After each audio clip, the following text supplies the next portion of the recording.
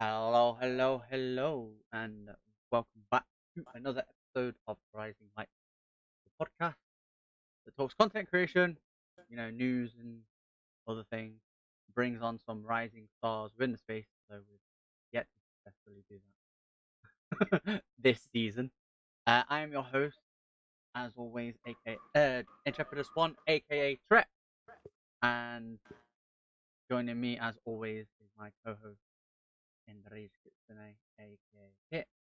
And the reason we That's have me. Yep, there you go. Thank you, Kit, for the 27 months. Holy shit. Yeah, it's all good. It's all good. um, but yeah, the reason we have the whole AKA things is because nobody can say either one of our actual usernames. Although I Well, we did go in, can, but we're well versed in it. yeah, the most people can't say my name. Although I'm pleasantly surprised every time I go into somebody's chat. I follow And them they and they do go, say it "So right. thank you for the follow, Intrepidus One." I'm like, Yeah, I'm like that it's, every time I go it's in. it's like a It's, little it's adrenaline rush, isn't it? Like, oh yeah. yay! Yours is just like, hey, they read it right. Mine is, um, one. What? Well, it's normally one like they read it right, but because they read my name right, they probably know what a kitsune is Yeah, in order to know how to pronounce the word, or have at least played Overwatch 2. or have at least played Overwatch 2. All right. This week again, as I kind of like pointed out anyway, we don't have a guest joining us. I did try and get people. One I ended up talking myself out of actually asking, which was going to be um, related to Convergent. We'll cover that later on. Don't worry. And then the other one was Mac. Um, Anybody who is a regular in my stream probably knows Mac. I'm Mod for Mac. I met him through CK. Chill as fuck, dude. Cracked at Apex, and yeah, when CK introduced me to him, he literally just started streaming about a year ago, I think. Now I'd have to double check with him, but um, but yeah. So at some point we'll have to have him on, but he does work most weekends, so we might have to like organize between me, you, and Matt Kit about like rotating a day where we switch it to Yeah, a that's fine. Monday or something. We've But done that before now. I've got no problems with that. yeah, exactly. So, without further ado, let's get into the usual like introductory stuff with regards to the podcast. Now that the whole opening introducing us two again is out of the way, the song we came into today was Overlooked by Part of the Plan. This one Oh, right here. I missed it. I was having trouble with my audio, so I didn't hear it. Oh well, I'll go and listen to it later to make up, give an extra view. Anyway, But we have the lads here on screen right now on a music video of theirs. So if you want to go and follow the YouTube channel and you're watching on YouTube or Twitch, you can see the name of it down below. Go and follow them, subscribe to them. Sorry, over there. We also, whilst you're here, if you're here live on Twitch, have a couple of commands for you, which are exclamation point Cody, which is this young man right here in the middle. His name is Cody, but he also goes by Wraithbound CA here on Twitch. He has two Twitters. You can go and follow him on. One's obviously personal / singer one, Cody, and then the other one is stream based on Wraithbound. So go and show him all the love. Uh, also, if you want to go and follow the band on Twitter, they have a Twitter as well. At POTP_band on Twitter. That's part of the plan. And whilst we're on the subject of POTP, we mhm, also have a command called POTP, which gives you a link to the guy's Spotify playlist, their entire discography, which we're doing something a little different this week. Considering this is the first one uh, first podcast we're doing since I switched over stream PCs. You'll notice one, the overlay is slightly different. at the top. Mhm. And I figured, fuck it, we'll throw another little spanner in the works, and I've got their Spotify playlist open for you guys to have a look. Oh. So there you go, complete discography. They're ready for you to listen to if you want to go and listen to all their songs. Link is in the chat if you want to go and watch it. If you're listening on the Spotify, like on the podcast platforms, or watching on YouTube, just go to my Twitch chat, put in exclamation point POTP. The link will be right there. Boom, there you go. Or you can just search part of the plan as you on Spotify, and you should be able to find them. So there you go.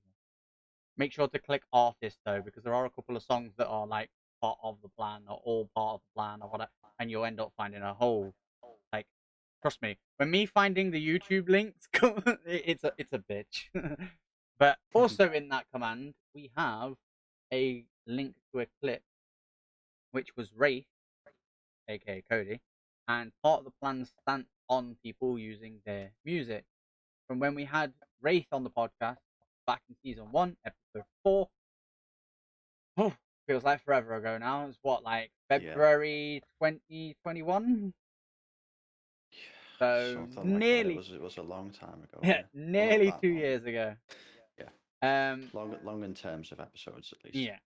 So that link basically, obviously, like I said, gives you a clip from that podcast, which was just their stance on people using their music for anything that would normally get you DMCA'd, like by big music record labels and shit. So, long story short, they say have at it. They love seeing what people come up with, whether it's montages, like a little like backing music for story videos, or you know backing music for your streams. They basically say have at it. They love seeing what people use their music for, and they feel like the reason that you would pick their music is that it complements whatever you're trying to accomplish with the video or stream. So there you go. That out of the way, let's get into our first topic of the day. And I already know about this one because I follow Hambino. So, as you probably expect, because Hambino is an Apex player and streamer. So yeah, he's a very prominent member of the Apex community. He's also openly, as he should be, gay. And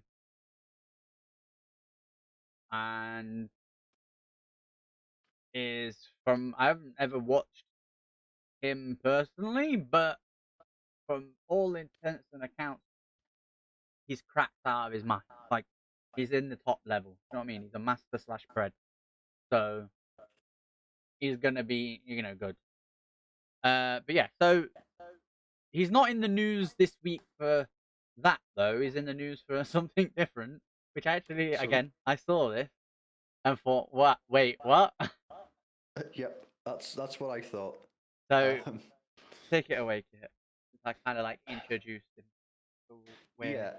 So the title of this article is Twitch VTuber banned from PayPal for selling sexual services. Not exactly sure how an image would be able to sell sexual services, but we'll digress. Some people do have like not safe for work avatars. That's on them. That's up to them. Whatever. Yeah. They probably wouldn't use PayPal for it They anyway. they also have age restrictions on their streams 9 times out. Yes. You know what I mean? Yeah. So. But this guy was banned from PayPal, and the reason that they gave was just, oh yeah, just selling sexual services. And it's like, I mean, if any actual person had reviewed this case, you'd see that we don't do that here. And they said no, it was done because someone looked at it. So he had a long phone call with PayPal support to try and get it manually reviewed properly this time. Yeah, the quote in the article is, the streamer revealed that PayPal had suspended his account for violating the service's acceptable use policy for selling quote, sexually orientated materials or services. Yeah. Oriented? Yeah, oriented. Yeah. So yeah, the result was a permanent ban that had serious implications for the streamer's livelihood, and even after getting in contact with the company, nothing had changed. So, for anybody who may be listening outside of the whole like streamer thing, you're just a viewer of Twitch and you're interested in, like, maybe you're listening to the podcast because you're interested in some, maybe mine and Kit's point of views a certain topic, or any of the streamers that we get to come on point of views on certain topics that we like discuss. If you're outside of that and you don't understand it, most of the things that you would get paid through go through PayPal. Like, my Twitch payouts are paid through my PayPal. You know what I mean? Because it's just, Yeah. one, it's simpler. Two, if you do it like straight, like bank transfer, because I'm in the UK, it costs me more. So I lose, I'm already losing 50% to Twitch. I then lose a further like 10-20% to some bank transfer fucking charges. Like, that makes zero sense to me, but okay. Yeah. So PayPal is just So easier. it is. And in this instance, like, if your account's banned, you can't get any of your Twitch payouts. Yeah. Even if you were to say, "Oh, well, just okay, well, that's fine. That's no problem. You just get money elsewhere." Just like everywhere uses PayPal. Exactly. So if you want to accept money from somewhere, PayPal is the easiest way to do it because you could use it anywhere. And I think it's primarily because it does the conversion automatically, doesn't it? Like, when Yes. they send it in whatever they, Yeah. So if my aunt's family or whatever were to pop by my stream and donate in dollars, because she normally lives in the States. Yeah. If some of her family was to come and donate in dollars, I wouldn't get dollars in my PayPal. I'd get pounds, and it'd just convert it for me at point of the transfer. Fortunately, for Hambino though, the permanent ban wasn't quite so permanent. Exactly. After hounding PayPal for a while and getting them to actually re-review the thing. So he does still have access to his PayPal account. It was reinstated. And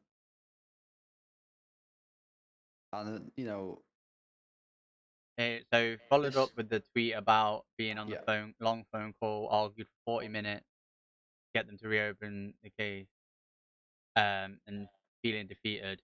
He followed up that tweet by saying, the only thing that could be like misconstrued as like sexual on his channel is that he simply makes a lot of jokes and innuendos. So, which, Yeah. to be fair, let's face it, most of us do. If we're A not lot trying, of it. if Yeah. we're not trying to So be family friendly, then we do make some sort of joke or innuendo, yeah. like pretty much every day. Yeah.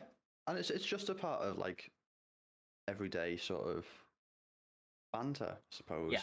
Once you're in chat, especially with people who you've been talking to for a long time, you do have that sort of level of To be fair as well, like rude jokes slash innuendos can be a pretty good icebreaker, and because you can then work out how far like somebody is comfortable with. You know what I mean? Like, if I yeah. go into Void, I went into Void's chat the first time. They said something that could be misconstrued into an innuendo, and I'm like turned it dirty as an innuendo and joking about it. And they turned around and went, "How the fuck did we go from this to what we're got? Like, I can't even remember what it was now, but go from this to where we are now." And I went, "Welcome to me. I can literally turn anything dirty or funny, most of the time both." And they just turned around and went, "Okay, I guess that's the perfect way to introduce yourself." So there you go. So, one thing I do want to say on this is, one of the things he did say is like beat the homophobes working at PayPal when Let's they go. lifted his limitation. Yeah. I don't feel like you can actually say that they're homophobic. Like I get from his point of view, like he said here, like there's a quote here from him. I see safe for work streamers call their boyfriend's daddy or twerking. I do the same Felt forced and to state. feel forced to state. Like what? I get it. You know, you feel like you were targeted, singled out, but I don't think you can like actually get away with saying that because they restricted your account, they're homophobes. It seems like a bit of a stretch and a reach, and like you're basically using your sexuality as a weapon, which isn't right in my opinion. Do you know what I mean? Like if it was the other No. way round and we like nor like God like normal like male female relationships, cis relationship. I felt weird saying normal. That's why I was trying to like think of another word. Find the right word. Yeah. Yeah, cis relationships, like male to female relationships. If they weren't as common, like they weren't the commonplace, and it was like gay relationships and by like whatever, um, you wouldn't find me being in Hambino's shoes saying, "Hey, yeah, I beat the cis phobes." You know what I mean? The heterophobes or whatever the right word would be. Do you know what I mean? Like I wouldn't say that because it's not. You just say, "Hey, yeah, we won. We got my account back." You know what I mean? But I don't know. That's just me. But yeah, apparently Dexerto's reached out for comment and he hasn't got back to him yet. Oh well, hadn't got back to them by the time the article went up. Yeah. Which it's just fine. Not everyone has to respond to Dexerto. Yep. I probably wouldn't, to be honest. And speaking of another high level, trying to think of a proper segue. You're trying to think of just A high level we'll streamer. just. There you go. I was about to say it was like I don't think we're gonna get this, but we'll just not segue anyway. Shroud, we talked about him before. This time he is becoming co-owner of a PC building company. Main Gear. Main Gear PC. Yeah. So one thing I'll say about this before we get into like the article and any information you have on it, like reading the article, is I hope to God that Main Gear does not go the Artesian route in any way, because if so, Shroud has just got his name dragged through the mud. Yes. That would be a shame for Shroud to become co-owner of a PC building company that just goes But under. apparently, he is not only the co-owner, but he's an advisor as well. So yes, I'm pretty sure that as an advisor, he wouldn't allow them to go anywhere near the Artesian route, and it would purely be like, look, this. Oh, you can't do this, right? Well, do this instead, because that will be appease the customer, kind of thing. You know what I mean? So yeah. yeah, carry on what you was gonna say about it. I'm gonna quickly scan read. Okay. So, Main Gear actually are a bigger name than you might first think. The PC building space, because they have done collaborations before with other streamers and YouTubers and stuff, and often sponsors streams and provides PCs to them. And I have seen in some videos that I've watched. What was the terminology for them? Like Apparently, Dead Mouse uses them. Was it second? Yeah. Well, one of them. It was either second or third tier system integrators, where basically they just like they get all the components sometimes in bulk. You can just get like a shed load of CPUs, and you get them cheaper than getting one at a time. And then they build PCs to some of them are pre-built mostly, and I think Main Gear has a couple of customization options for them, so you can just sort of like start with one of their platforms and go, okay, well, no, I need more memory in it than that, but everything else is all right. Or no, I want an extra storage or something. But they're kind of the middle ground between buying a computer off of like, I don't know, Dell or Lenovo or whatever, and building one yourself. What I did. Yeah. Um, and it might be because like maybe you don't want to build it yourself, but you don't want proprietary stuff. You want to be able to upgrade it later Yeah. down the line.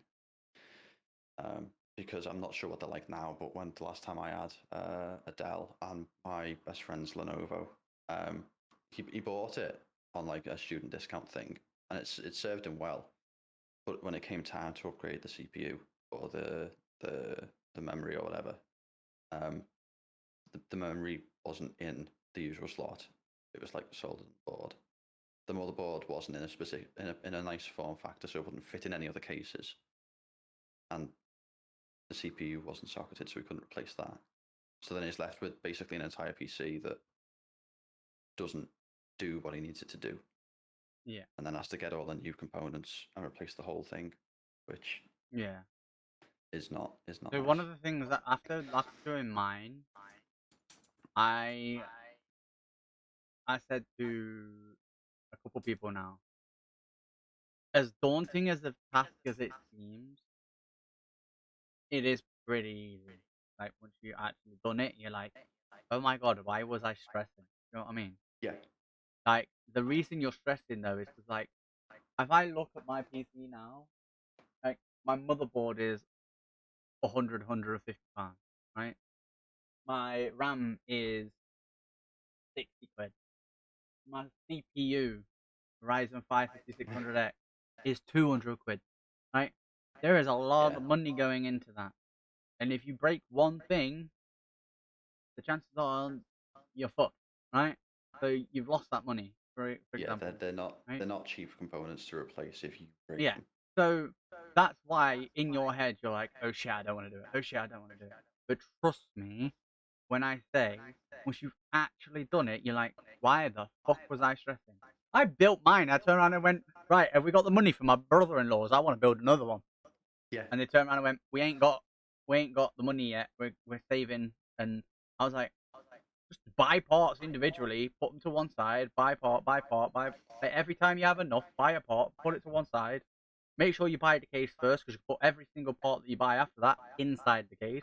Boom, done. Once you've got everything, you make sure you buy your motherboard last because it's going to take up the most space if you put it in your case. And also, everything goes onto the motherboard to then go in the case. So it makes sense to buy that last because then, do you know what I mean? Like, Yeah. but yeah, like that's basically what I've been telling people to do. If you haven't got a lot of money, I don't have a lot of money, but I've got a nearly £1,000 PC sat next to me because I slowly built the parts over the course of a few months. And then 1 month I got extremely lucky, put a tenner on a betting site, played fucking roulette, won some money, won 300 quid basically. Was allowed to take 270 of that out and spent it on what I needed. Boom, done. You know what I mean? Like I'm not promoting gambling, but I got extremely lucky there and was able to buy the parts. Right? I would probably still have the parts by now If you hadn't won, if I hadn't because won you that. would have just saved But it for would, an extra week yeah, or two. yeah. But it would. It's basically that win saved me 2 to 3 months. I've had this PC now like 2 months, 3 months. You know what I mean? So that should give you an idea. Like, like I said, as daunting as a task as it is, honestly, once you've done it, you're like, fuck me, let's do it again. Yeah. So It is. It almost. It's like it's not quite as creative as Lego. It's Lego. You can just make whatever you want. yeah, But it does feel like adult Lego. pretty much. And like, for the most part, if you pay attention to what you're doing and like watch a bunch of videos from like Linus Tech Tips or J2 Cents about like oh, here's how to properly build a PC, or even one of the ones where they're like, we built a budget PC for X number of dollars. Like, 'cause obviously they're both American. It's like Yeah. Well, nine. Linus, Yeah, I think yeah, Linus is Canadian. Canadian, isn't Linus is Canadian. he? Yeah. Anyway, it's beside the point. They both use fucking dollars. North America. Yeah, they both use it. You can see them like how they slot things, and they'll make sure to like with the CPU, for example, they'll go right. If you look at the CPU, there on one of the four corners there's a gold arrow that goes on this part of the motherboard like slot. Like you can see it corresponds to this section to make sure you get the CPU in right, and you ain't gonna fuck it up. So guess what? That £200 CPU that I've got in there, it went in like a fucking breeze because I knew all this shit from watching things like J2 Sense and fucking Linus. Like it honestly it's daunting as fuck. I understand it. But like I say, afterwards the relief and the happiness and the fact that like you've just done it, you're like, fuck it, let's go again. I want to do it again. Like this is awesome. I want to play it. I want to do it again. So but I understand why there's like companies like this, Main Gear, to bring it back to this, article that we're talking about, and Thank you. and like Artesia before it went under, and Power GPU. Like, I understand why these companies are there, and if you aren't like confident in like overclocking and shit, then it is probably better to go for them because 9 times out of 10, somewhere like Overclockers UK will do like the top overclock for your CPU and GPU that they can handle, and you'll get the best performance out of your PCs, like components, and as long a life as overclocking will allow. You know what I mean? Like, obviously, it's not going to be as long lasting as if it wasn't overclocked. The whole thing of overclocking is you're giving it more voltage and it's going to use more power, therefore burn out quicker. Like, the lifespan's not going to be as long, right? But at the same time, if you're not confident with that thing, I understand, like, going through a company like this is probably your best option. Yeah. And it'll be precisely because they've done so many other machines in the past. They know how to get it done quickly, accurately, test it properly, make sure everything works, and it's to a standard that they're comfortable with selling. Yeah. It's like when I Like did mine, going through the BIOS, sort out the memory speed for my RAM, because it was at like 2800, and this is 30, yes, XMP 36, I think. No, 36, or it might be 3200. 32 or 36. I I don't think you'll be in the 40s yet. I can, Not yet, no. but no, I mean I can upgrade to it The default profiles, yeah. I'm available, sort of thing. But I must have clicked something in my BIOS that fucked the whole thing. My PC wouldn't load up. There was a light on my motherboard that was telling me something was up with my CPU. I had no idea what the fuck I was doing. I thought I'd bricked £1,000, basically. I thought I'd basically flushed £1,000 down the toilet. Right? It's not exactly £1,000. It's like 890 or something like that, like close to it. Right? For the nice round figure, yeah, this is the closest. So I had to reach out to somebody who's got more experience than me, which was Pash. Ask him tell him what was happening, ask him his opinion, what I should do, blah blah blah blah blah. He told me to do something. I tried it. It didn't work. Then he told me to try it again, but with my camera on my phone on the PC, so he could actually like see and hear me physically count out. Because he basically told me to take the battery out of the CPU, out of the motherboard. Oh, yeah, the CMOS. Yeah, the CMOS battery out of the motherboard, and then count to 30, holding the power button, and then put the battery back in after I'd finished counting 30. And once I'd done that, press the power button again, boom, powered on, done.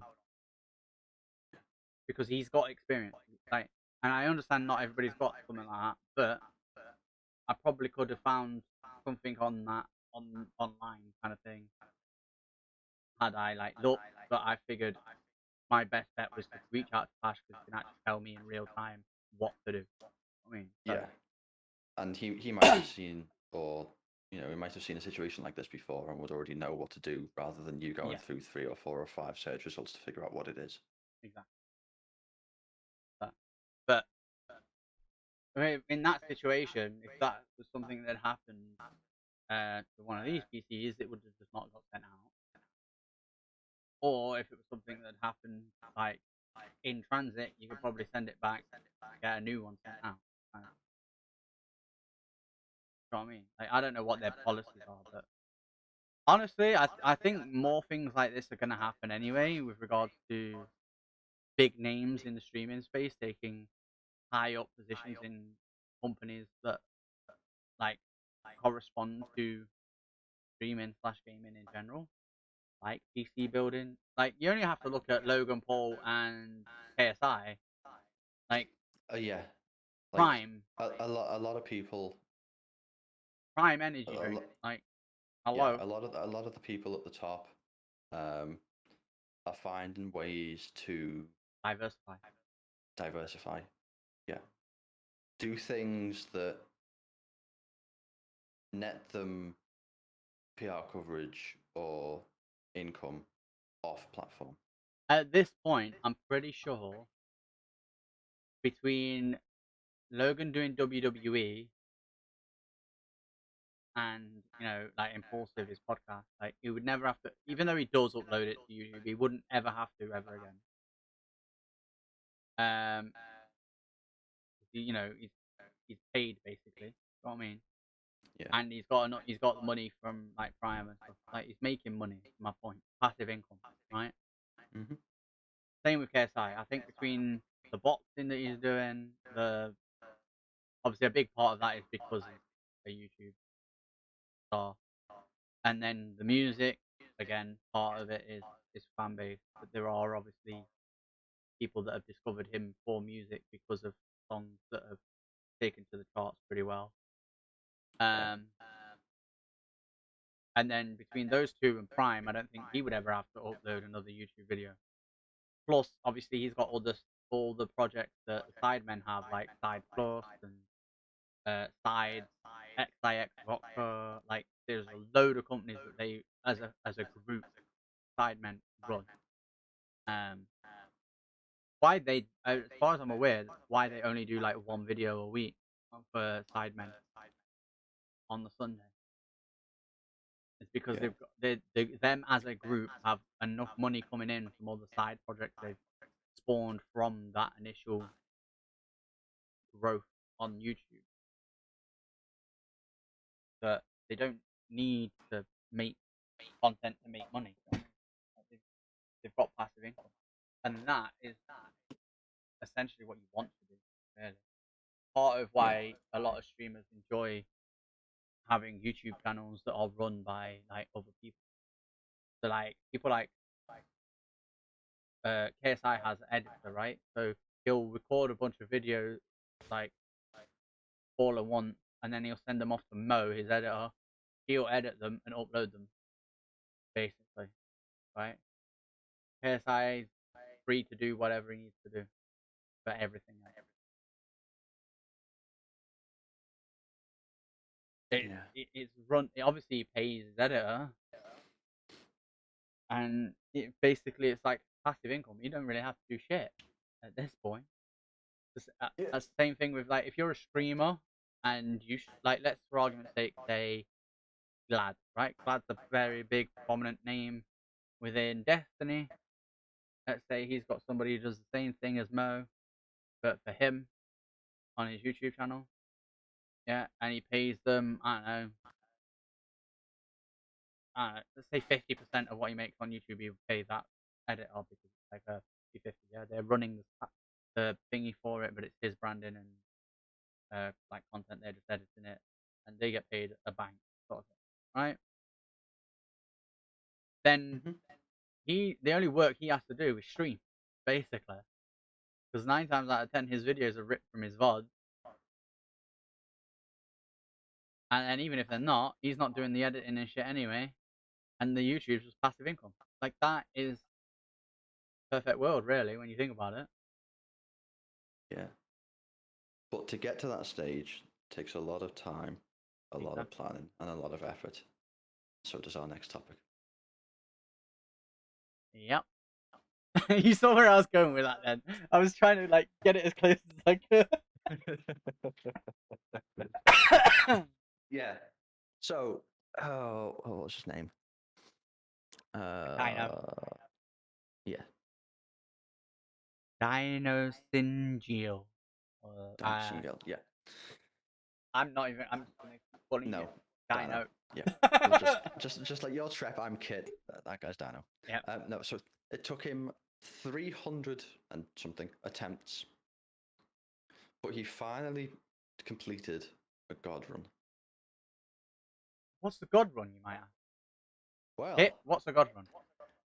so there are a series of games by developed or published by From Software that are commonly referred to as just the Soulsborne games. Yeah. It's the God Run is to complete all 7 of them consecutively without taking a hit in any of them. If you take a hit, you restart the whole chain. This guy did it. Yeah. It is. These games are notorious for their difficulty at the best of times, and that's just on a single playthrough. Let alone playing through 7 of them without taking a hit. That took some immense focus. No.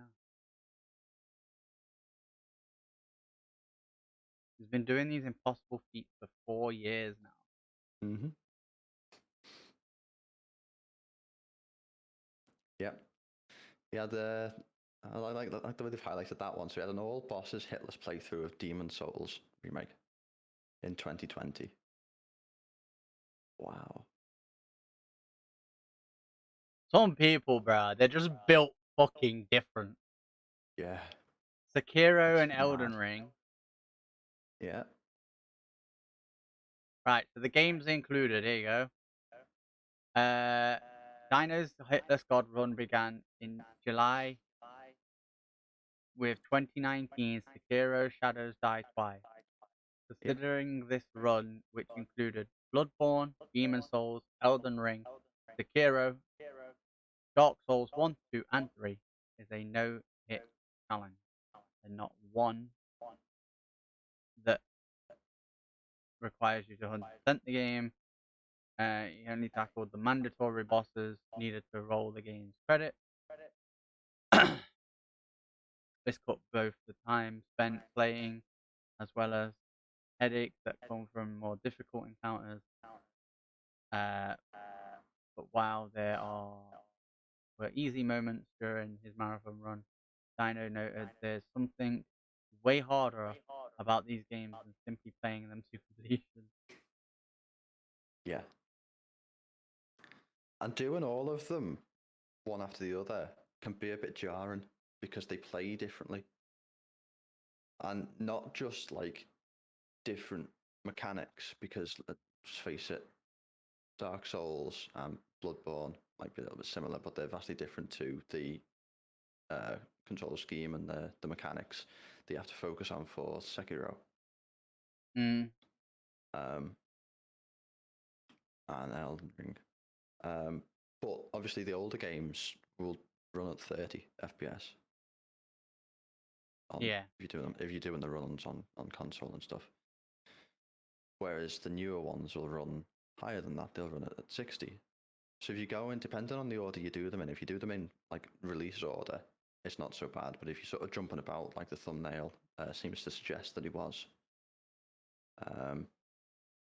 then it's going to be very jarring. Yeah. And one thing I will add to that is in Destiny, going from like. Oh god, even just going from gameplay to cutscenes, horrible. Yeah, but I'm saying like when I played on console, the first time I played with you and Dean on PC, and we was doing Pit of Heresy.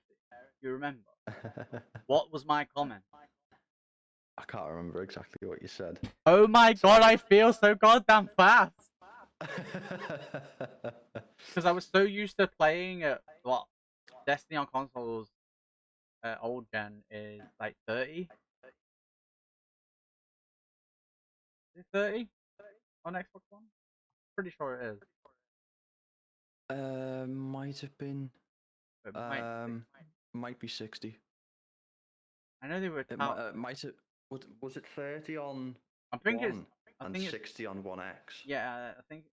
No, I think it was 30 on the One family, and then it's 60 on the Series family, and then it's 120 in Crucible.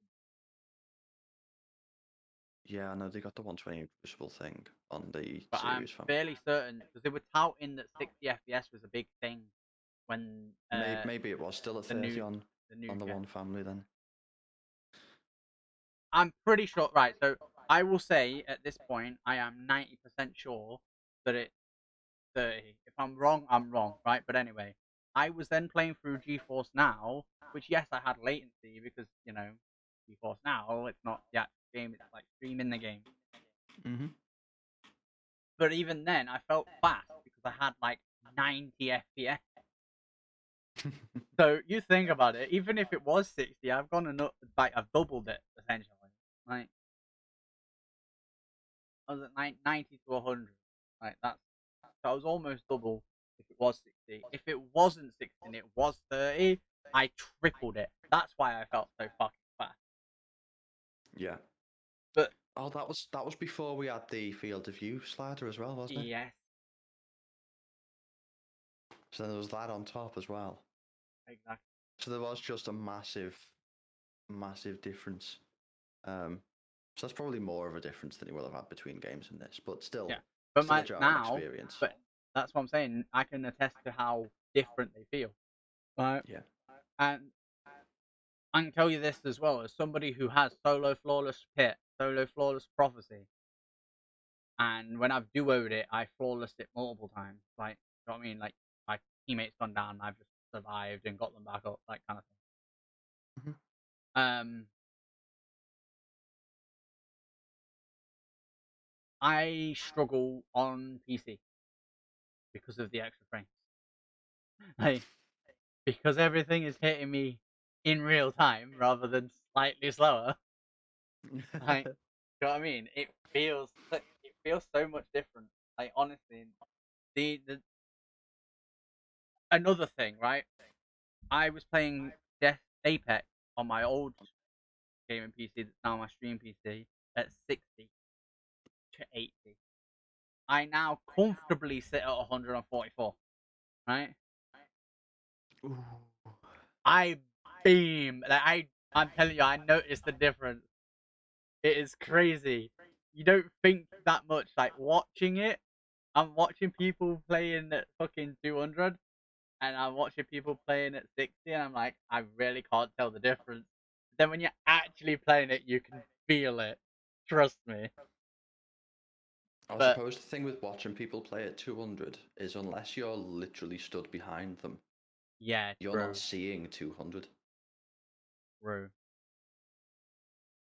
But even then, So like, trying to express the difference between like 120 and 144 and 200 in a video isn't great. yeah. But even It then, doesn't like, really come looking across. looking at my um like my screen, I can't tell the difference unless I'm actually playing. You know what I mean? Okay. Which is weird. Like it's weird to me. I don't know why. Like, cause I tried That's a little bizarre. like I've capped it Yeah. at 60 once to see like how the fuck did I used to play like this kind of thing. With a But controller as how? yeah, still with a controller now on Apex. Oh, okay, Anyway, yeah, on Apex. but yeah, speaking of controller, so I'm playing a game, a battle royale type game with a controller because I play Warzone 2 with a controller too. How different is that compared to Warzone 1? Not really that different. Oh, it's a shame. I It's mean, a bit it. like is it a So bit like Overwatch where it's I basically the say, first one but slightly different. yeah. So I say it doesn't feel that different. I played actual Warzone on controller. It felt like shit, right? Yeah. Um, the whole sensitivity thing for controllers for Warzone on PC, like the whole like setup for the menus wasn't great. So you'd go to turn and it would feel like this fucking response curve is like maxed out. I mean, like, it would take you'd turn and then a second later it would turn. It felt like shit. Um, whereas this new one feels a lot more smoother and like optimized essentially.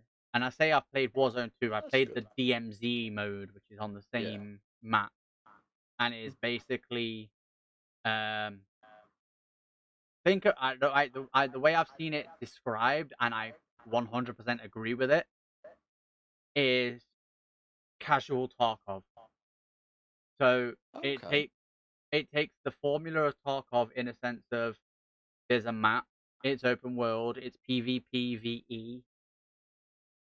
You can obviously find people PvP wise in the world to either fight or you can talk to them because of what we're going to talk about. Kind of with the proximity chat, you can talk to them and make friends, and then just work as a 6-man squad rather than a 3-man squad um, to get things done. There's little like missions you can complete whilst you're going in. So like there'll be things like go in and blow up 6 vehicles. That's a mission. Like you get bonus XP, you get like a charm or whatever. Like you get some sort of reward alongside the XP, whether it's like I said, a weapon, a charm, or fucking double XP, fucking token, whatever it may be, right?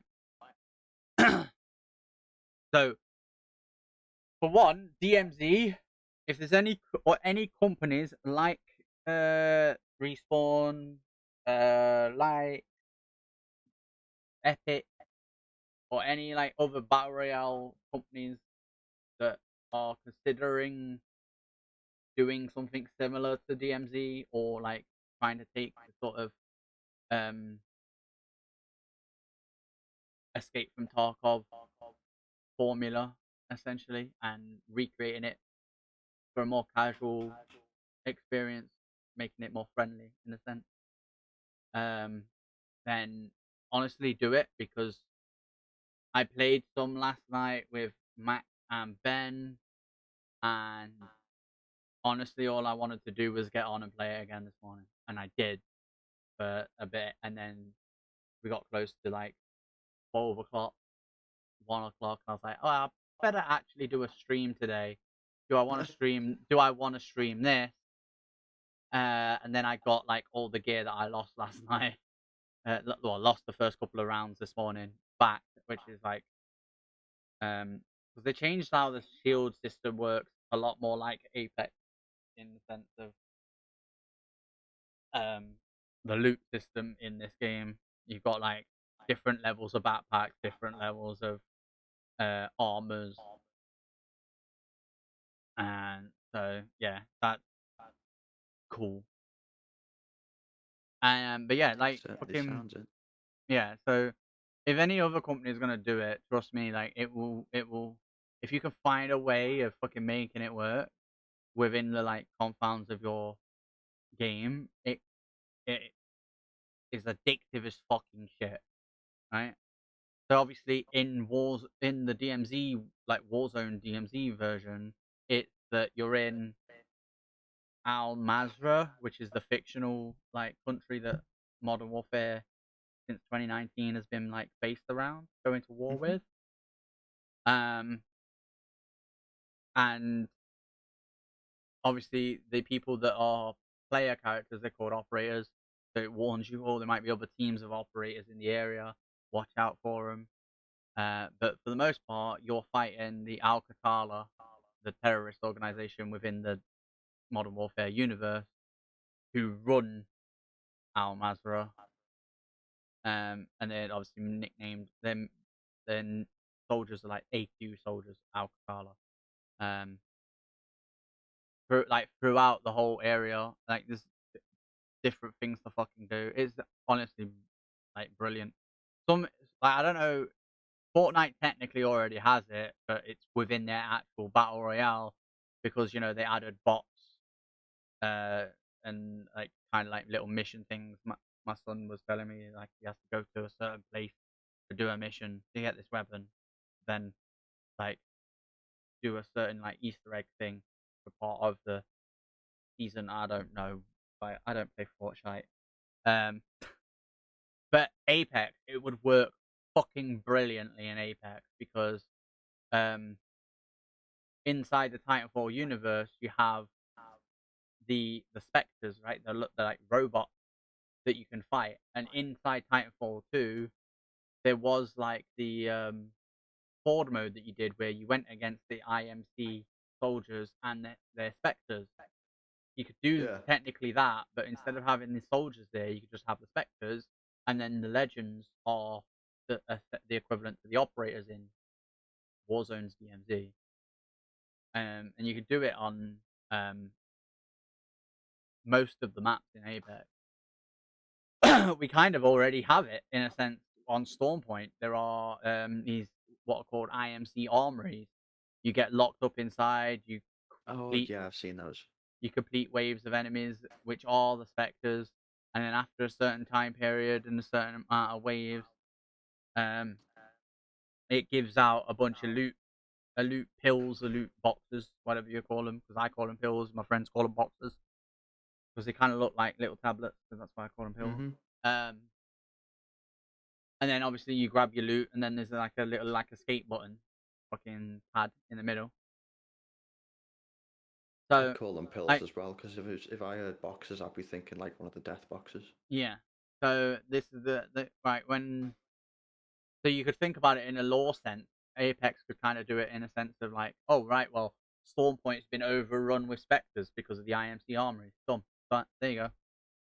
And then Yeah. then throw that in as a separate game mode. People already say they don't like Stormpoint because of the fact that it's like too big.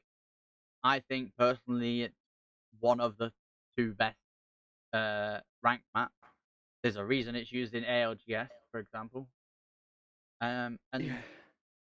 yeah, but if you're gonna do it, if Respawn were gonna do it as a DMZ thing, perfect.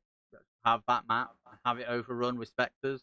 You can place them in each of the POIs. Have um little like legend token things around the maps that we've got to go and find. Like hell, make it so that you've got to go and find one of your legend's heirlooms. Like, do you know what I mean? Uh-huh. Basically just find something to do whilst you're in that area that you're not just going around killing bots, trying to find other players to kill them. Yeah. Obviously, right now there's 60 players in Apex, and 20 squads are free. You could probably get away with like dropping that down to maybe 15 squads and just having what would that be? 45 people running around the map. Boom. Simple as that. You know what I mean? So It does sound fairly simple. So on the topic, proximity chat was catching stream snipers. yeah, Um, inadvertently. A couple of things if you're going to stream snipe. First of all, don't.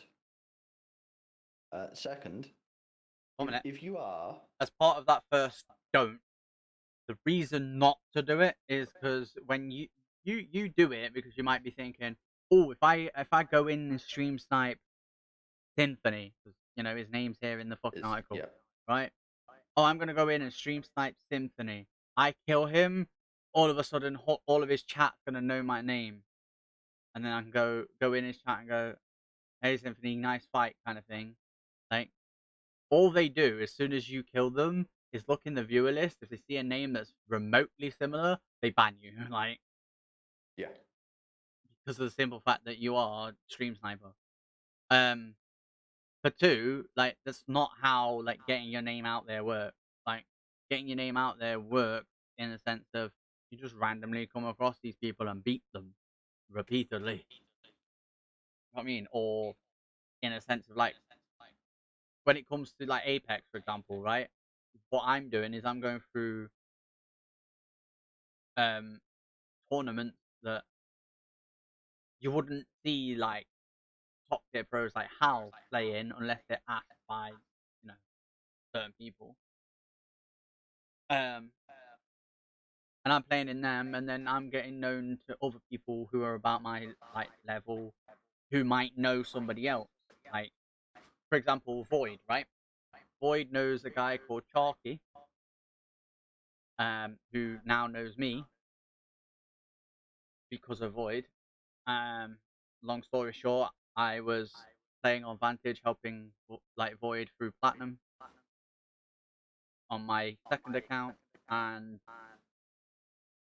let's just say I'm now known to Chalky as the annoying Vantage because I just kept hitting, hitting him with Vantage shots. Yeah. Well, earlier today when Chalky was doing Challenger Series in ALGS, yeah, that's like the tier 2 Apex Pros, right? Semi-pro essentially, right? Guess who comes into this chat? Gee, I wonder who it could be. A guy that goes by the name Tyler FPS.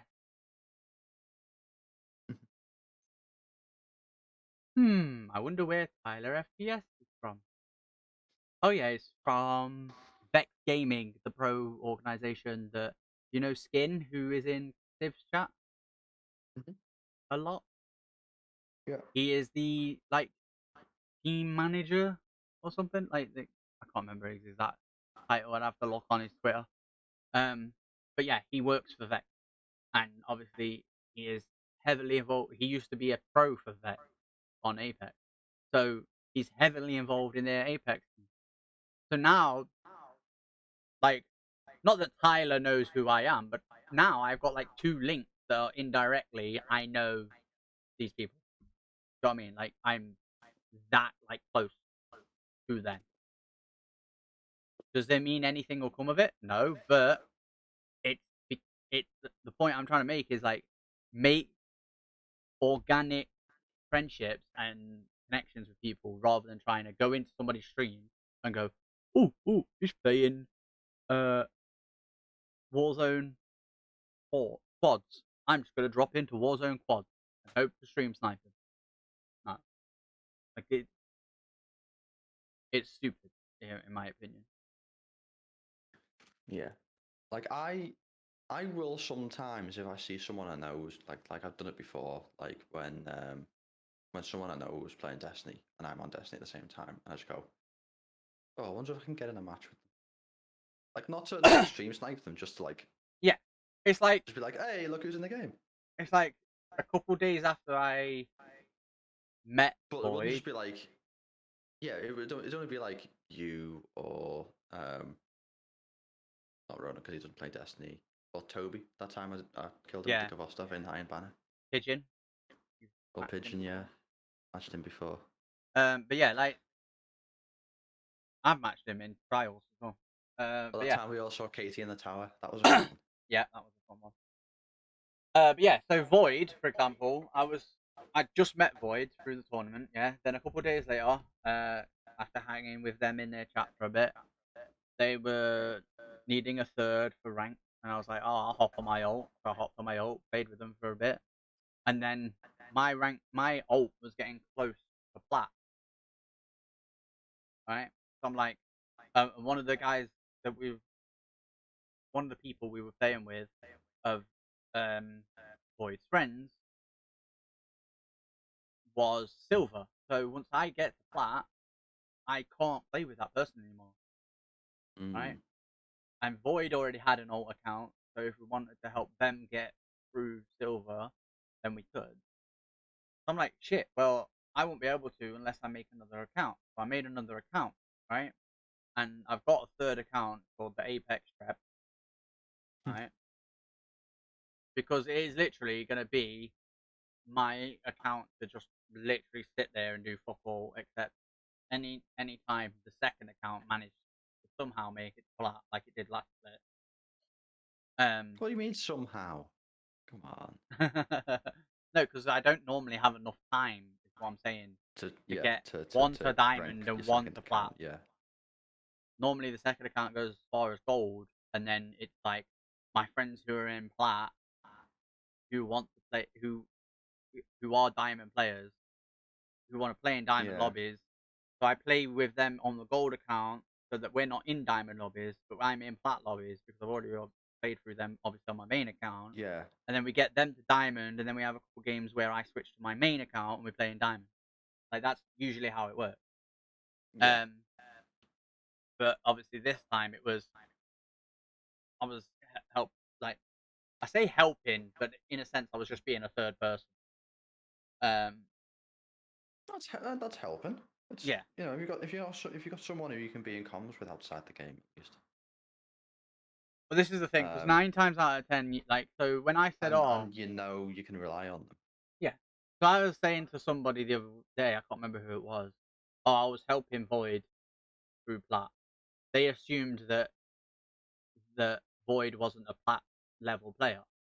They are. They've hit plat before. Do you know what I mean?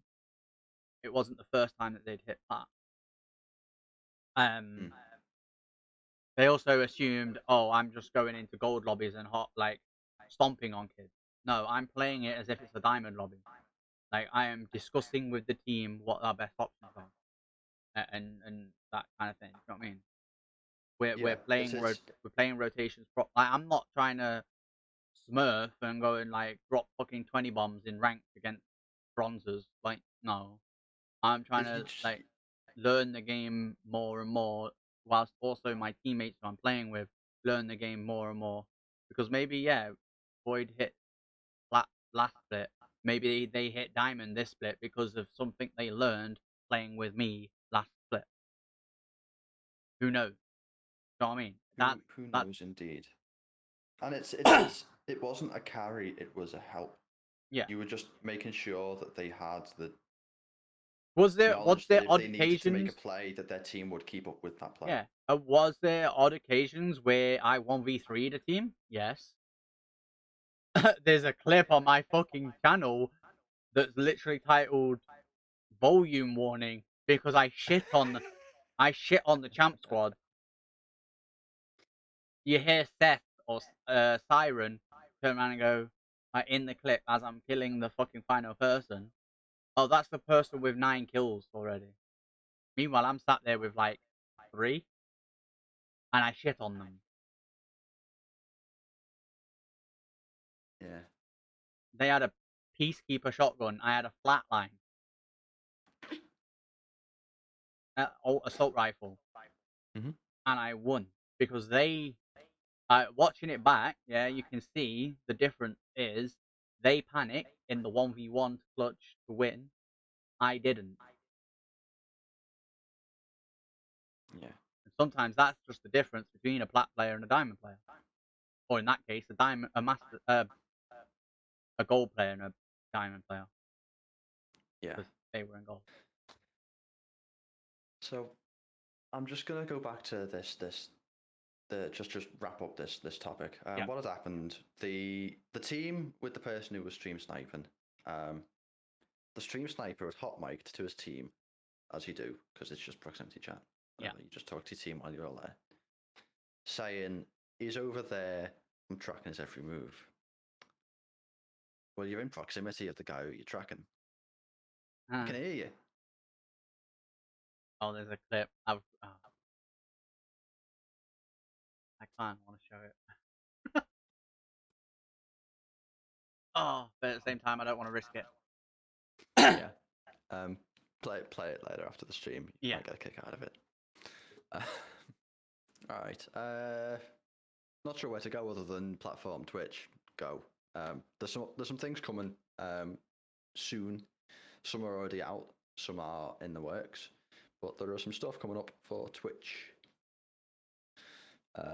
Which we always talk a little bit about Twitch just because that's the platform we're on. Mostly. We are currently on Twitch. as we speak. Yeah. At time of recording, we're streaming on Twitch. Yeah. We might Obviously, not be it on all Twitch gets. soon. We'll Well, we'll, we'll see. We'll see how it it goes. But also for now, we're on Twitch. well, the point is, like everything gets divvied up. Obviously, you do all the Yeah. podcast platforms, and I do the YouTube thing. But it's also a case of, like you said, it might not be that we're on Twitch for very long. Like, depending on how much things change. Because there's been a few times where we've covered something in the podcast, and I've gone, fuck this shit. If I need to move to YouTube, I need fuck it. I need to do it. You know what I mean? Because Yeah. they're just basically pissing it up the water. It's Yeah. not the water, pissing Mostly. up the wall. What I Yeah. meant. To say. I know what you meant. I kind of thought that's what you'd said. Apparently, did not. Did you say water instead of wall? I said water instead of wall. Yeah. Okay. It's like they were I wondered. trying I to wondered what it piss up a was. waterfall, Yeah. but you know, not That's going to a go brilliant very well, saying. is it? No, no, it isn't. Right. So an overview. This is just pulling from their patch notes stream. Yeah. Which I used to do. Remember probably back about halfway through season 1. Yeah. I'd watch the patch notes stream and hastily write down and squiggle out all the notes from it and stuff because Yeah. it was on just before the podcast. Yeah. So I'll try and like get all the information in. Anyway, so we've got the guest star feature, which actually it looks like it's really good. Yeah. Kit was doing some testing just as we were going. It's live.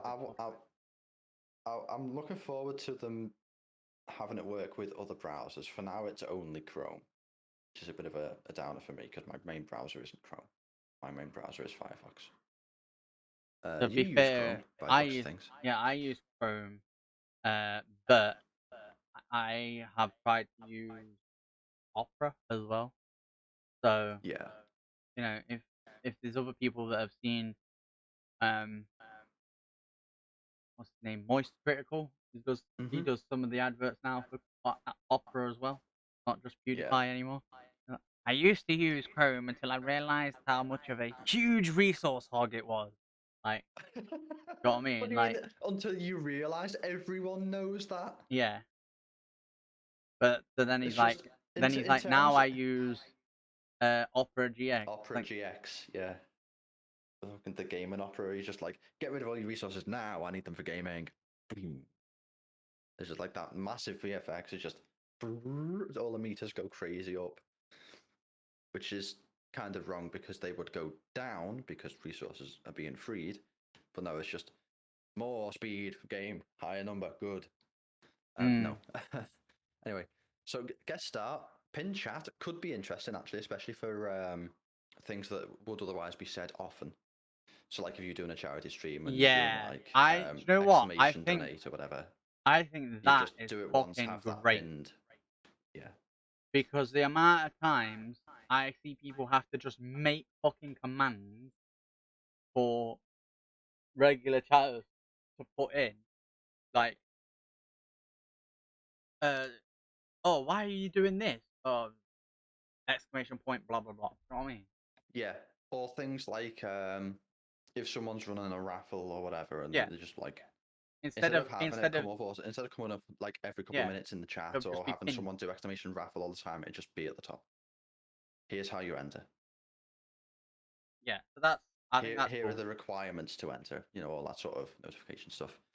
Some changes to the ads incentive program, which I'll be honest, I had a quick look at them. They're neither here nor there, to be honest. They're kind of small tweaks. It's probably more changes of, here, we're not going to make it so that you have to basically do 16-hour days.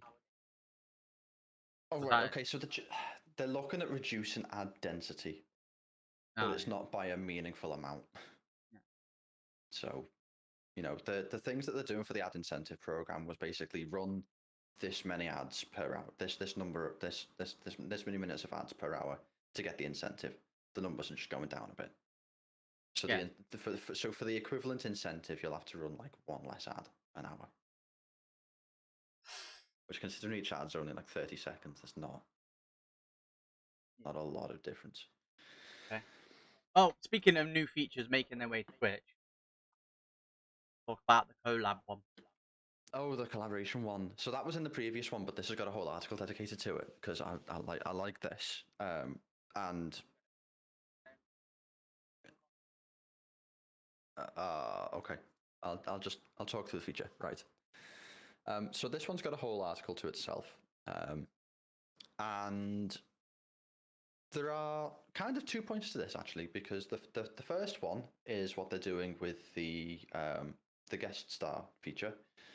The first iteration is just having the ability to pull people in either by invitation on Twitch or by chat members requesting, and you going, yeah, okay, you can come in, to basically make a group video call of collaborators.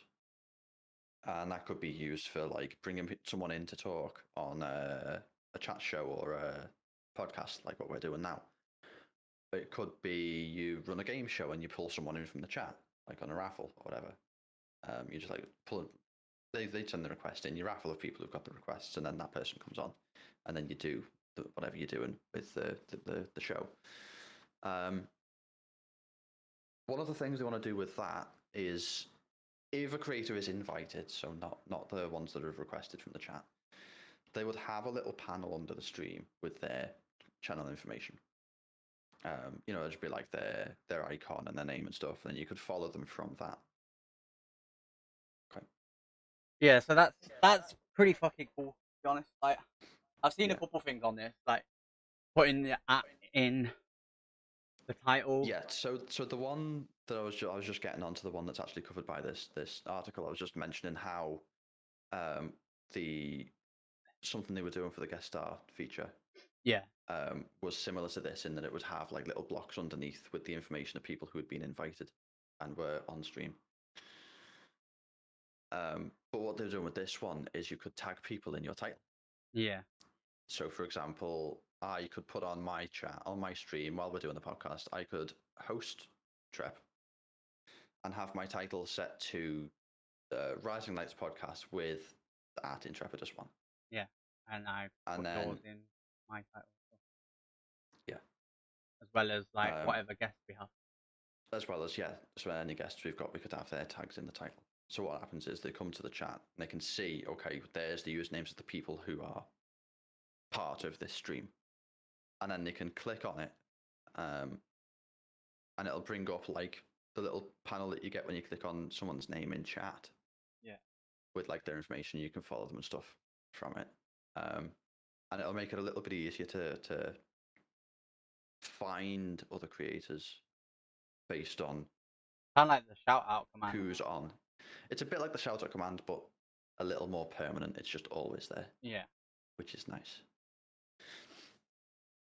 Speaking of things that seem to be always there, but maybe might not be. That's the closest segue I could get. Okay. Okay. Yeah. I guess. Is this Twitter. really the end of Twitter? Right. Oh, did your link not? Or did you scroll back up to the top? I scrolled up to the top of the BBC News. Oh. Okay. Oh, I didn't do it. The link, the link I'd put in originally had the ID on the end of it, so it would automatically scroll down to the timeline. Oh. That's fine. If anyone's not aware, Twitter is kind of on the edge of imploding on itself. It might survive. We're not sure. So basically, this all started when Elon Musk decided that he was going to buy Twitter, and then there was all the hoo-ha, will he, won't he, and then he had the proceedings. I love the little like main headline they've put. Chief Twit. Yeah, no. Yeah, no, that's what he called himself when he took over, Chief Twit.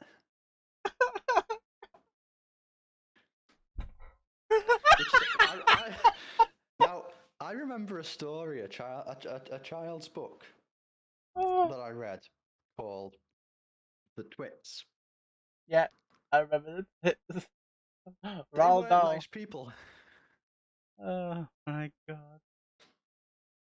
So calling yourself a twit, not necessarily the best idea. Anyway, Chief Twit takes control. He decides to carry a bathroom sink into the office, just to say, let that sink in. Just sort of, I'm here, let that sink in. Sort of bit of a gag. Some people looked at it and was like, well, why has he brought a bathroom sink in if they had everything but the kitchen sink? Yeah. And they're like, no, that's the wrong joke. He said, some people were like, oh, it'll never happen. He's like, it did, let that sink in. And it's just like letting the sink. Anyway, that's not the point. So he comes in, takes the mantle, gets to the helm of Twitter, makes some nice announcements and stuff, says that he's not going to loosen regulations on hate speech and stuff, which is brilliant. He shouldn't loosen regulations on hate speech. That should just not exist. Yeah. They shouldn't have to have regulations against it because it just shouldn't happen. But it does happen, so they have to moderate it and get rid of it and whatever. Anyway, so he's not going to loosen the regulations. He's going to battle a trolling campaign. Twitter's head of trust and safety said that hateful conduct has no place here. That was on the 29th of October. Down to the 30th. Show more. So Musk then retweeted a story from a publication known to not be accurate. Not a great thing for someone who's supposed to be in charge of a platform which has basically got to make sure that information is accurate. Oh well, life goes on. What is he wearing? It's a Halloween event, and it's the photo shoots of people going into the Halloween event. So obviously they're all dressed in like Halloween style outfits or scary Devil's stuff. Champion costume. Yes. Fitting that they put it under Trump return dismissed for now. Yes. Yeah. So he said basically, no, I'm not going to come in and basically give Trump his account back, which is good. I mean, if he broke the rules, he broke the rules. He loses his account, whatever. Then there was the whole Twitter Blue thing. So Twitter Blue was a subscription service that would give you access to like the edit button and stuff. There was also thoughts or information going around, I'm not sure how accurate it is, that if you weren't Twitter Blue subscribed, that your tweets would have a lower reach. Yeah. So obviously anyone... Elon Musk tweeted out that they will basically be suppressed. Yeah. In a separate algorithm. We ended up with a lot of people in our community, obviously, use Twitter for the reach that they get with their circle and other circles around them. Other streamers who have similar content who, would kind of like not necessarily be followed by that person, but would be followed by someone who would follow them. So like they sort of expand and intermingle each other's followings. Anyway, it decided that that this would affect the verified badge on accounts that were verified, and that was a little circle, sort of bobbly circle with a check mark in it, and that would basically say this account is who they say they are. So like a person of notoriety, like in this case Stephen King and Elon Musk in the example in the tweet there. And when Stephen King sort of turned around and went, fuck that, I'm not paying for it, Elon Musk's response was, well, we need to pay the bills somehow. Twitter can't rely entirely on advertisers, which is fair enough. It had been up until that point, but here's the thing, it had been at a bit of a loss. And then said, okay, well, how about a lower figure, like 8 numbers? Then he said, let's see, sent an email to employees entitled Your Role at Twitter, because some of them, their role at Twitter was ending. Yep. He's come in and laid people off. I'm sure that's going to get him praise from everybody. Not. But he said, unfortunately, there's no choice when the company is losing over $4 million per day. That's quite a bleed to try and stem for a company. Head of Trust and Safety said 50% of the company's nearly 8,000 employees had been laid off, but sought to reassure users and advertisers problems, moderation capacity remain intact. Yep. Now, one of these, I don't know whether it's covered in here at all, but one of these was Shiraz.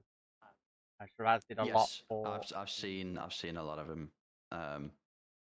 A lot more recently since we started in the podcast, and I was looking at things around what was going on with a lot of the people who I follow, because a lot of the people who were following and were doing the streaming and stuff all follow him because he's actually a pretty good source of information.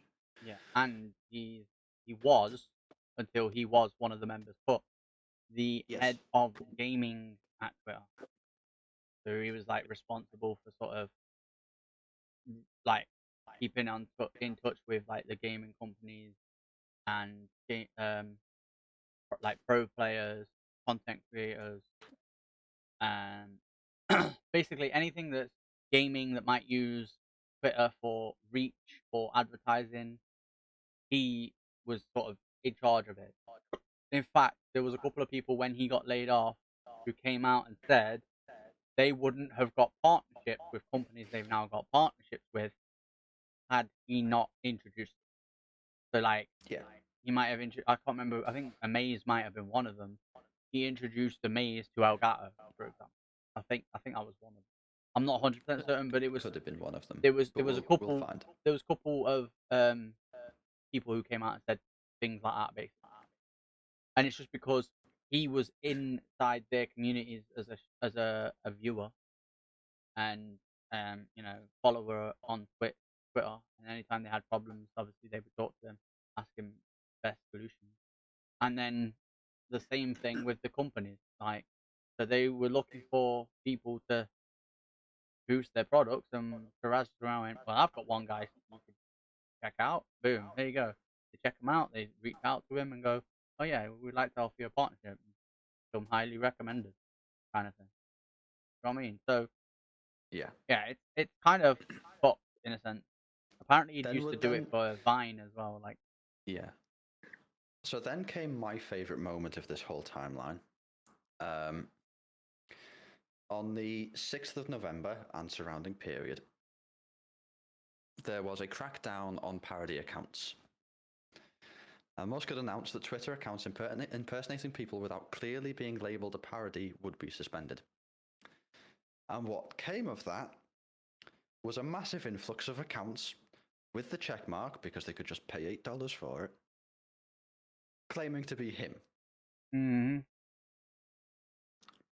Which was amusing to see, just the sheer volume of people with the name Elon Musk and the check mark. I'm sure he kept up with that.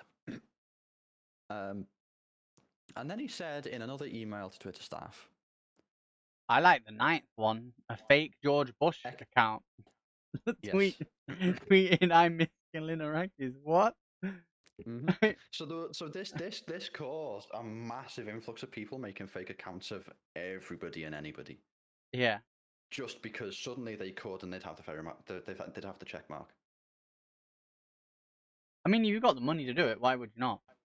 Yeah, like I'd Fuck, seen. fuck with him because like he's fucking with what you enjoy about well, kind of.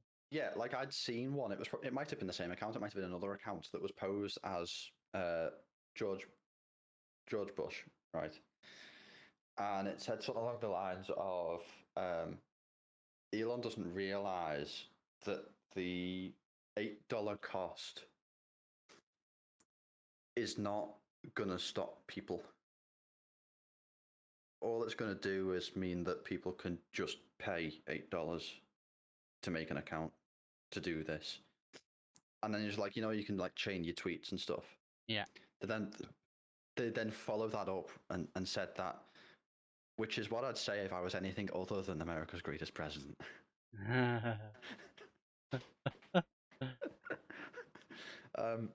But no.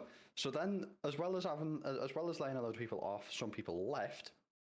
The rollout of Twitter Blue with the check marks, that was put on hold because people were abusing it. I wonder why they were abusing. Then he cut down on contract work, and then staff were told be hardcore or leave. So people left. I'm sure that wasn't a shock to him. And then this was amusing. In a surprise announcement, Twitter says its company offices will be closed temporarily. Yeah, we just. Now I'd read somewhere, it was on a tweet somewhere. I don't know how accurate this bit is, but there was an email or internal discussion on Slack, or whatever, saying anyone who can any of the software team that can actually program. It was phrased like that, which annoyed me. Yeah. I'll get onto that in a second. Because that implies that there were people in the software team that can't. Or he thinks there are people in the software team that can't. And to be honest, if you get on the software team in a company like Twitter, you've probably got a lot of experience behind you from other companies. So if you get to that point and can't program, what definition of can program are you even using? Yeah. But I digress. As you said, come in tomorrow. Certain floor at 2 p.m. right? Yeah, something like Yeah, that. I saw the same thing. And there was like some meeting or something. But obviously the offices are closed, and the badge system's offline, so they can't get in for the meeting. So that'd be interesting. We just have a meeting outside the front door. So yeah, so could this actually spell There the was end of also Twitter, or will it rebound? there was also a thing regarding Twitter and like the quote unquote death of it, in a sense of like he basically said that all of the employees had to be in the offices on Monday or something, and there's like the Oh, the closest, remote work thing. yeah, Yeah. the closest offices to people were like 2 hour fucking train rides away in like the Longer, some UK, of for them. example. Yeah, but I'm on about like there was one in the Oh, yeah, island. yeah, yeah. The one I saw was in Ireland, and it was the nearest office was in Dublin, and they were the other side of fucking Ireland. And it's like, bro, you can't expect them to take that journey every day, and then also you can't expect them to move to that city because one, they've built a house and like their life where they are, and two, let's face it, like you can't just magically find a house in another city. There's a housing crisis for a reason. There's not enough houses and too many people. Like, you know what I mean? Like, hello. But no, his out of touch billionaire thing was just move there. Yeah, and not everyone can afford to just move. Exactly. The other thing was that this is all coming after Twitter had made like actually great strides in remote working. Exactly. Like, or was it something like 80% of its workforce worked outside of the offices? Well, there's been proven through like scientific scientifically backed testing in a sense of like focus groups, etc. And Controlled obviously, environments and everything. and Yeah, yeah, proper and obvious, testing. yeah, and obviously like through the COVID like period where everybody was like at home except key workers, that for the most part people will work better providing they have a good work ethic whilst in their own environment because they can get more comfortable, they can do, you know, whatever they've got to do without stressing that they've got to get home and cook dinner, or they've got to, because they can just literally like pop the fucking cooker on 2 hours before they're due to finish work. If they cook it, like if they're slow cooking something like a stew, you know what I mean? Like Yeah. they ain't got to worry about it. There's Yeah. less stress, basically, is my Yeah. point. So they do their job better. So why would you Yeah. fucking turn around and go, all right, now you've got to be in the office, you've got to be all formal and shit? Like, especially with a company like Twitter, it's like pretty much entirely, you know, it's a social media site, like social, like Yeah. By its very nature. yeah. So speaking of things being on things, Yeah, I suppose that's a thing. This one isn't so much important. I just wanted to sort of include it and have a quick talk about it. I watch a lot of anime, and I watch them mostly on Crunchyroll because that's the I would if I could biggest. afford to pay for Yeah, a exactly. Crunchyroll. It's in the UK at least. It might be slightly different in the US because you can get VRV and stuff over there. But the biggest legal platform outside of Funimation, but that's mostly for the back catalogue, to watch anime in the UK is Crunchyroll. And I used to have, well, I still do actually, I have a browser extension that when I'm watching something on Crunchyroll, it would pop up in Discord and be like, hey, they're watching this, they're on this episode. Now Crunchyroll just has an integration with Discord, There you go. which is nice. And I'm going to So, enable as that. somebody says here, you have an addiction to a particular anime, people are gonna know about it. Yeah. All right, moving on. That was our last actual topic. I asked Kit to include the next two. Well, I've got no problem including the next two.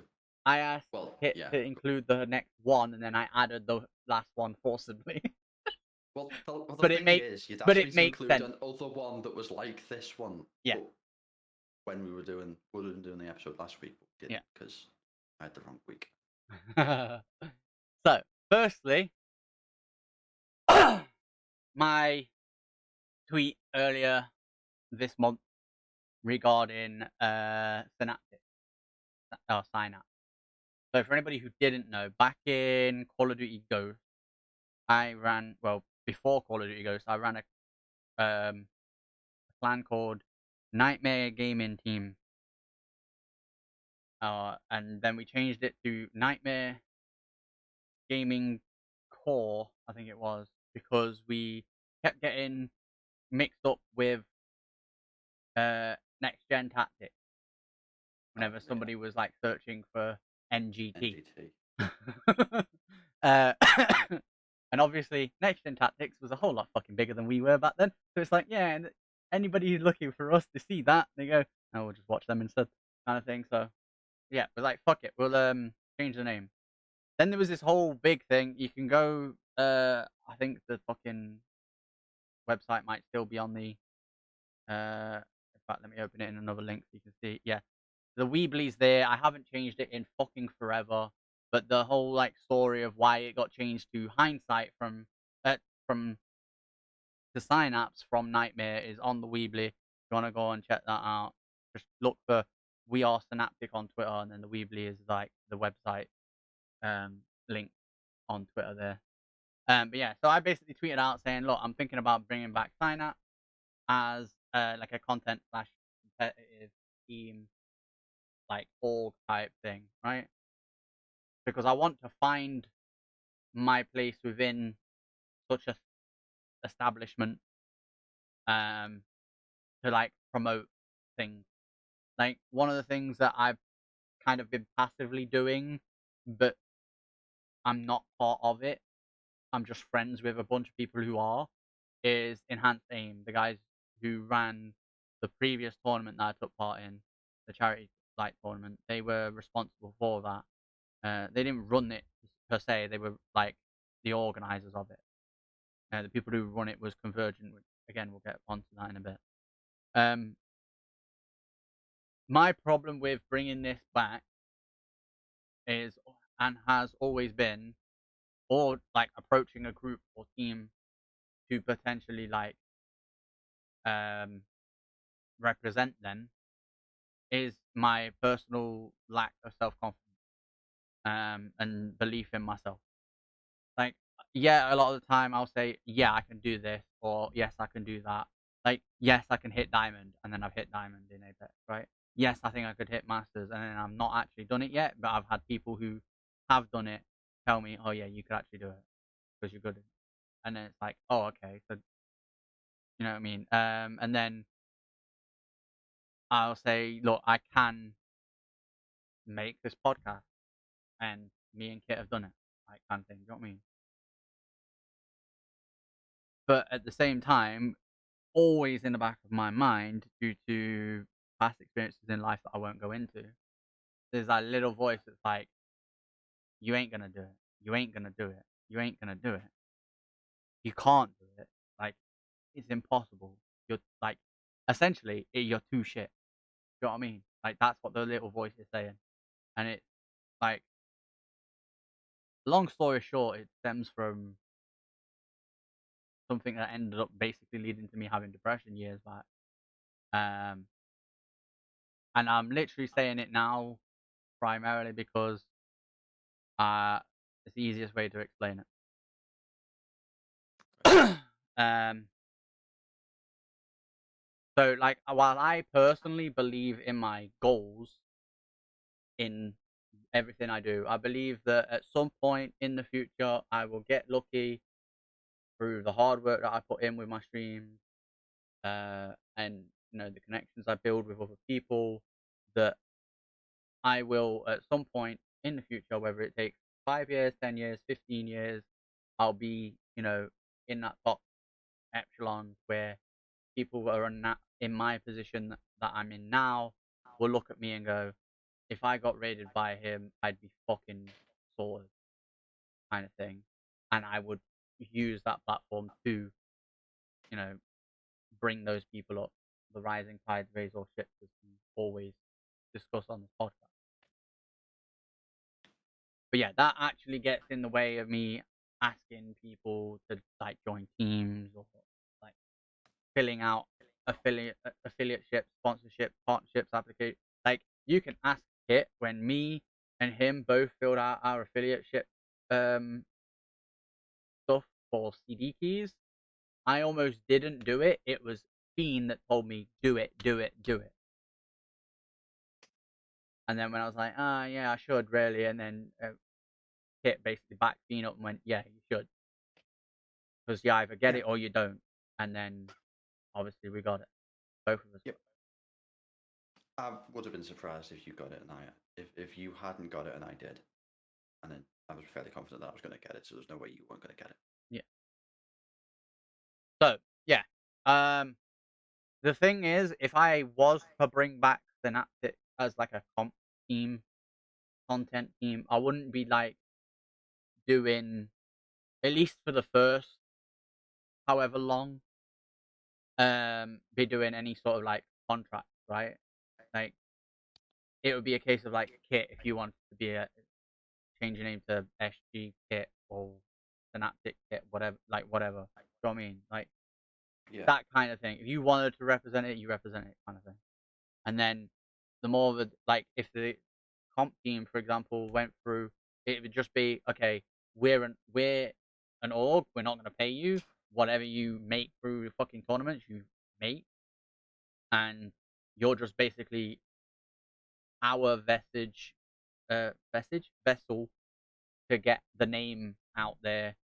Everything money wise that you make is yours, kind of thing. Do you know what I mean? Like there will be no fucking contracts in that sense of right. Well, we take a quarter of it because this for like no. But again, it's something I've like been thinking about. So that's why I asked Kit to include it. Problem that I have run into after discussing it with Void is that they raised a valid point. If you are watching on YouTube or Twitch, you can maybe see this little symbol down here, the Razer Synapse, right? Yeah. Razer Synapse section is like nicknamed, or it's like trademarked as Synapse and Synapse Gaming. So I couldn't technically use the Synapse Gaming name, but you might notice, oh right, well Trep, you have two names there, and the other one being Hindsight.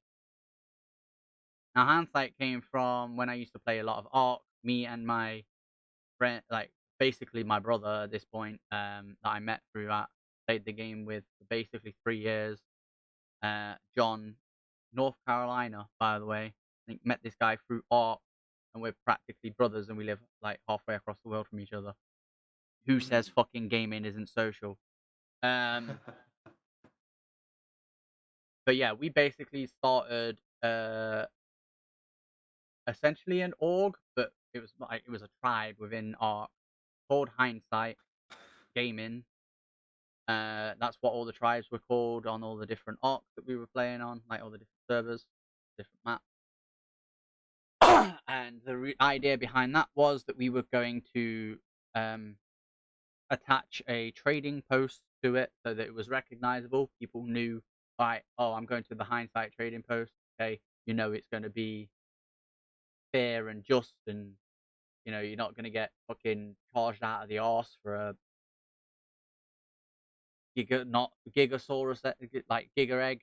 Like, you're going to get charged the fair price kind of thing, like, or a blueprint for a fucking item that you needed. You know what I mean? Like, that was the whole point of that, as well as because obviously the fact that from Xbox we could stream directly to Twitch, and then eventually, like, when they made the whole thing with Mixer, that too. And obviously I was having my stream PC anyway, so I was streaming straight to Twitch. I could make like little videos from my Xbox to Twitch and on YouTube. We were gonna basically do like uh Hindsight. The name came from the fact that we've got the hindsight to teach other people how to play the game effectively. So that's where that was gonna be, and we was gonna like make a whole like series of introductory things. So if you go back on my YouTube channel, there's a video where I go and find blue gems in the Aberration Cave on Valguero map for Ark whilst riding a Deinonychus, and I'm basically like talking the way through it, teaching uh, it, whilst also talking about what my goals were with the channel at that point going forward. And so that was supposed to be like the first video of, right, well, I've done this, now go and check out like these videos. These are all hindsight content sort of thing. And having spoken to John since I've like stopped playing Ark, he's barely playing it as well.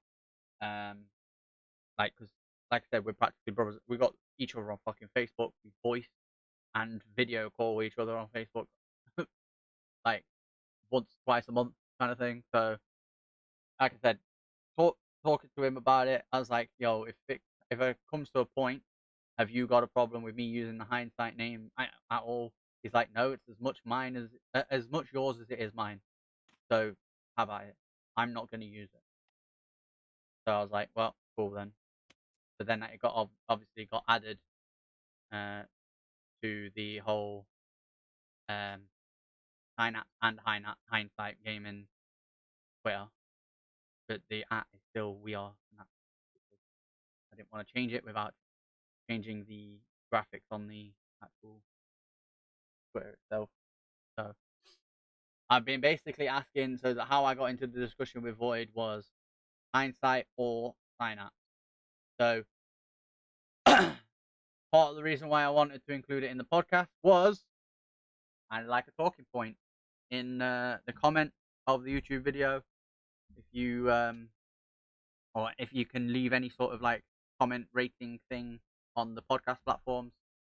If, I don't know whether you can check them, Kit. I assume you can. I'll keep an eye out. Some of them If might. I think a couple of them yeah, have. so I'll if keep an eye out. you can comment in any way, shape, or form, which one you would prefer me to. Obviously, hindsight's probably more likely because of the thing with Razor, but Yeah. like if I go down this route, which name you personally prefer, comment it in the YouTube comment and any other like review comment things that you can do on the podcast platforms. If you can't on your chosen podcast platform, then I ask that you either come into stream my stream and tell me, all right, you were talking about on the podcast Synapse or Hindsight. I prefer Hindsight. Blah blah blah blah blah. Here's why. Then you know I'd appreciate it, and or do it on Twitter, like at me on Twitter and say I prefer Hindsight and here's why. Did Bonus, you almost just say Hynaps? yeah. Bonus points, by the way, if you at the clan as well, which is at We Are Snap. So there we go. Okay. With that out of the way, Yeah. we kind of touched upon comp with regards to Apex, and one of the things that I'm gonna be doing here next week, and why I wanted it like, so normally when we miss a week of the podcast, we take the week break that we would normally have and just come back with the next one, right? So we missed last week, we would have missed this weekend, and then we'd come back with next weekend. But I really wanted to cover the fact that I was doing this tournament next week. It's a randomized tournament. The format is amazing. I've seen it done already, and it's basically 20 captains go into the 20 squads, and if we have a full lobby of 60 people, the other 40 get randomized into those 20 squads. Every game you play 6 games, and you earn points based on your squad's point, your squad point in game, both placement and kills for that game, and then you move on to obviously the next squad when you randomize, and repeat the process until you have 6 games. Your points are individual from everybody else's. So let's, for argument's sake, say I have all 6 games. I'm on the top squad. I finished first place on all 6 games. I get 12 points per game. I don't know, quick maths. I don't know what that is. Without doing it, I can't work that out. But let's say I have, three 8 kills, right? That puts it to 20 points per game. That makes it 120, right? 20 times 6? Yeah, 120. So I would personally, as me as a player, would have 120. But then obviously the other people that are on my 6 different teams wouldn't have that 120 because they didn't place. Then I would win. I would get the prize, etc. But I just wanted to play the trailer that they put out for it. I am going to turn the music off because I'm not sure whether it's fucking DMCA. But you don't really need the music or the sound to enjoy it anyway. I'd like to think it's not DMCA. But guess what? Your boy does make a bit of an appearance in this. In fact, you know what? Fuck it. If it is DMCA, it is. Fuck it. I can't be off. We'll just leave it. I'll get hit. I look forward to meeting you all real close. Oh, here we go. So Convergent's going to start climbing up on this. Go for the third party. Nova taking the height. Intrepid There I is am. one getting a shield bat off in time. This is a lot closer than one probably would have hoped. That was the game that we won in the previous tournament. This is worth living for. Look at all the new additions to my list.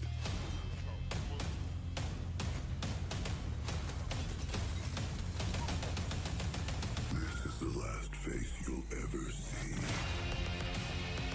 Absolutely, but my play of the game is this one here. We watched Dark Nova just walk through an entire team of master level players with a PK. He made it look easy.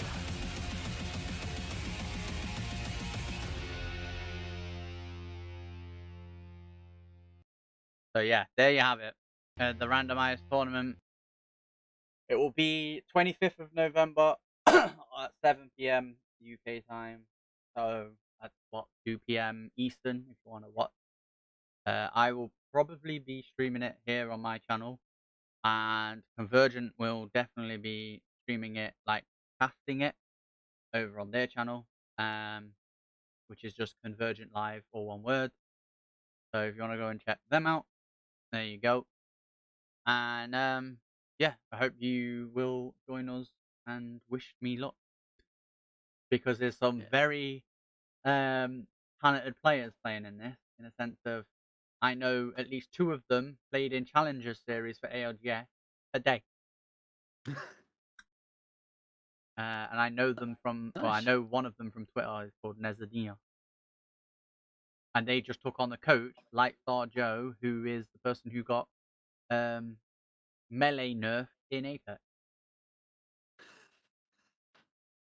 There's a clip where he flies against the roof of one of the POI. I forget the name of the POI now in Olympus, and this like Wraith or Octane just like punches him from the floor because of how the aim punch tracking like works essentially on Apex. It used to work in a sense of if you were in range when they pressed the button, you could literally be 10 miles away and it would still like teleport, hit you, and then go back to where they were. That's how it used to work, and it's changed since. That was a bit odd. But it was all to do That- with like the old Titanfall engines that they used for Apex. Yeah, I imagine it'd be an animation thing. So Yeah. like when you start doing animation, your position is tied to their position, Yeah. rather than your animation playing, and then figuring out whether you hit like mid animation. So yeah, so that is basically everything for this week. There is a cash prize for this tournament. The Okay. I thought you were going to say there's a cash prize for something to do with the podcast. I was like, wait, what? We're doing a cash prize? I wasn't made aware of this. no, I don't there's a have cash the prize cash to for give this away. tournament. So fingers crossed, I do pretty well. But yeah, apparently the last I knew, they were looking at least $500, like comparable. So it would be slightly over for us. I think it's like 600 quid. Something like that. But that's the prize pool. So like first would get Yeah, 300, second would get 2, so on. I don't know how they're gonna work it, but they'll figure out the split. yeah, at the moment we are currently waiting for them to actually announce. But double check this before I say it. Yeah, we're still waiting for them to announce who the 20 captains are, because obviously it doesn't happen Right. until Friday Yeah. the 25th, and we're recording this on 19th, so they've got like 6 days in. But Yeah, they've got basically a week. yeah, usually our podcast, had we had done one last week, would be the very day after The this. day after. So yeah. obviously, what I wanted to do was last week cover what we've covered this week, and then next week we would have covered the results of this tournament. But instead, like alongside whatever topic, but Yeah. instead we will now do that in 2 weeks, and then we will resume the usual schedule should we have to miss a week between now and whenever. So let's, for argument's sake, say we had to miss the next one after the next weekend after the 26th, then we just resume the normal schedule, essentially, which would be 2 weeks to the 26th. Okay. Kind of thing. I mean, you know what? I'm gonna do it. I'm gonna look at the fucking calculator, the calendar, real quick. So yeah, the next one that we will do of these podcasts will be on the 3rd. But should we have to miss that week, rather than doing what we would normally do, which is miss that week, then miss the week after, and We'll get just do back the- on schedule, we would do the 10th to get back on the schedule. On the original previously schedule we were on, yeah. So, without further ado, I hope you guys have all enjoyed the podcast. Whether you're listening on the podcast platforms or watching on YouTube or live on Twitch. We will always appreciate everybody who listens to it wherever you listen to it, or watch it wherever you watch it. But remember that you can get involved kind of in the discussion if you want to come in and ask questions, then just need to be in my chat. That's twitch.tv/intrepidus1. Kit usually puts the link in the podcast platforms for him and myself. I always put them in on Twitter. So links in the descriptions everywhere. yeah. So just yeah. Obviously you can work it out every 2 weeks, and you can be in chat, talk about it, or even if you come into my chat, like on a day that isn't the podcast day, just come in, ask me about it, and I'll let you know when the next one is, or should be, because obviously sometimes we have little mishaps like last week.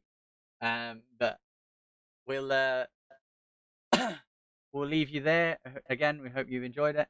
We'll see you on the next one. Anything else to add here, Kit?